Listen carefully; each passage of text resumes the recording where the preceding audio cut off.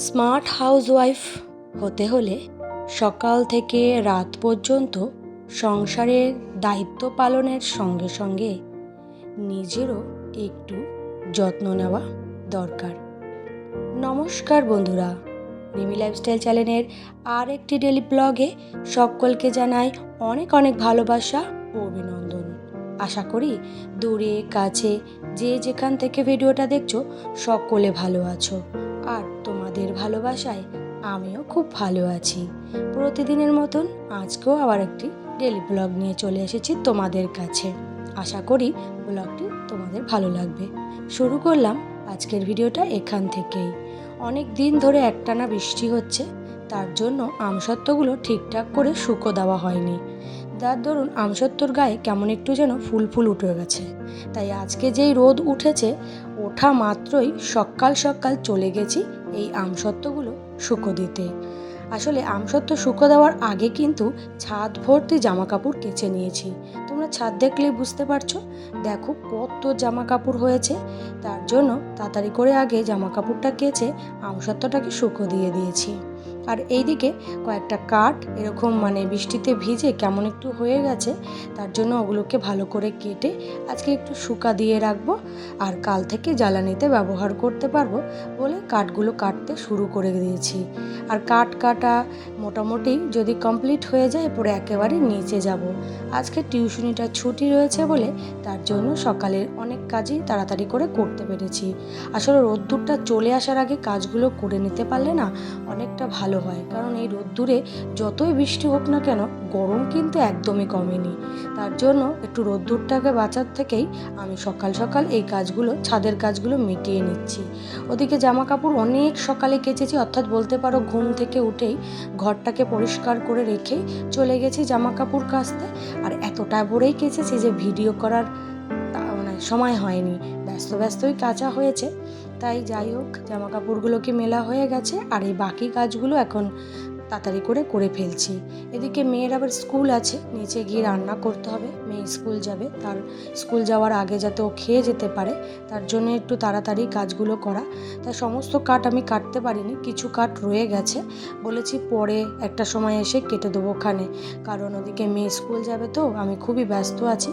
তা বললো রইল থাক, পরের দিন আবার কেটে দেবো। যে সামনে দেখতে পাচ্ছ 2 বান্ডিল রয়েছে, ওগুলোকেও কাটতে হবে।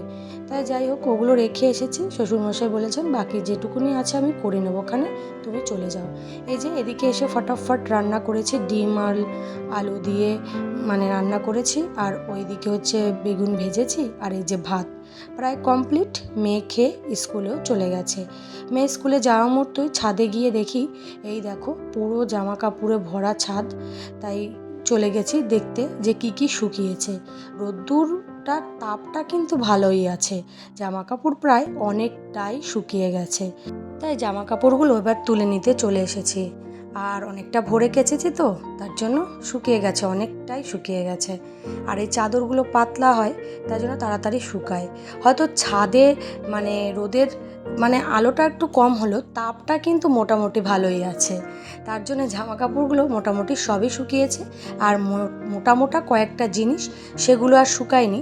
তাই যে দিকটাতে রোদ্দুরটা ভালো পড়ে আমি সেদিকটাতে রোদ্দুর প্যান্টগুলোকে একটু টেনে টেনে দিচ্ছি, যাতে একটু তাড়াতাড়ি শুকিয়ে যায়। আর একবার শুকিয়ে গেলে মোটামুটি অনেকটা কাজই এগিয়ে যাবে। আর এই ভিজা জিনিস থাকলে না মনে হয় শরীরের মধ্যে কেমন একটা অস্বস্তি হয়। তার জন্য কি করছি, সমস্ত কাজগুলো আগে করে নিয়েছি, এবার জামা কাপড়গুলো তুলে নিয়েছি। আর মোটামুটি ঘরের সব কাজই হয়ে গেছে, বাসন মাজা, ঘর ঝাড় দেওয়া, ঘর মোছা, মোটামুটি সব কাজই কমপ্লিট। এবারে জামা কাপড়গুলো তুলে নিয়ে যাব, বাকিটা পরে তুলে নিয়ে যাব মোটামুটি। তাহলে ছাদের কাজ প্রায় কমপ্লিট।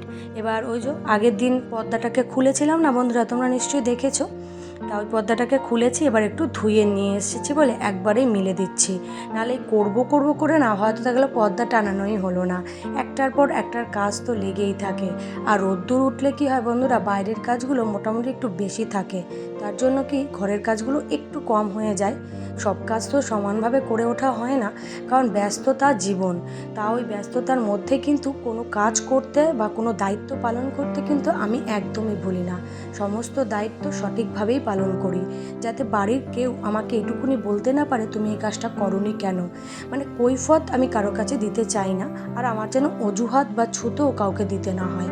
তার জন্য আমি কোনো কাজই কখনো ফেলে রাখি না, যখন যেমন সময় পাই তখন করে দিই। আমি আসলে লোকের কথা শুনতে খুব ভয় পাই। লোকের কথা যাতে শুনতে না হয় তার জন্য সত্যি কথা বলতে ঘরের কাজ একটু কম করলেও বাইরের কাজগুলো কিন্তু আমি কখনোই সেগুলো ঠিকঠাক করে আসি, যেহেতু ওখানে ভাগের কাজটাও থাকে, যাতে অন্য যা বা অন্য ভাসুর বা কেউ আমাকে কথা না শোনাতে পারে। তাই ঘরের কাজটা পরে এসে করেছি, আগে বাইরের কাজগুলো মিটিয়ে এসেছি। এবার ঘরের কাজগুলো নিরিবিলি করতে পারলে অনেকটা কাজই এবার এগিয়ে যাবে, যেহেতু আমি আগে কাজগুলো করে রেখেই গেছি। আর আজকে অনেকটা সকালই উঠেছি, যাতে করে হচ্ছে গিয়ে ঘরের কাজগুলো তাড়াতাড়ি শেষ করা যায়। আর দেখেছি সকালেই রোদ্দুরটা উঠে গেছে, তাই জন্য মোটামুটি সকালে উঠেই ঘরটাকে পরিষ্কার করে জামা কাপড়গুলোকে কেচে দিয়েছি। দেখো সমস্ত কিছু শুকিয়ে গেছে। যাই হোক, ঘরের কাজ তো শেষ, এবার একটু নিজেরও তো শখের বা যত্নের প্রয়োজন আছে, তাই একটু বেরিয়ে পড়েছি ঘুরতে। আর ওদিকে ইনস্টাগ্রামে রিলস করার জন্য বলতে পারো একটু বাইরের দিকে মাঝে মধ্যে যেতে হয়। এই যে একটু দেখো ক্ষেতের দিকে গেছিলাম, কিছু না ছোট্ট পুঁই গাছের চারা চাষি নিয়ে লাগাবে। আর এদিকে দেখো ক্ষেতটা পুরো মানে কুমড়ো গাছ ছিল, তো সেগুলো মানে তুলে নিয়েছে সবজি, তাই তেমন একটা সবজি নেই, কিন্তু মাঠটা দেখতে দেখো বেশ ভালো লাগছে।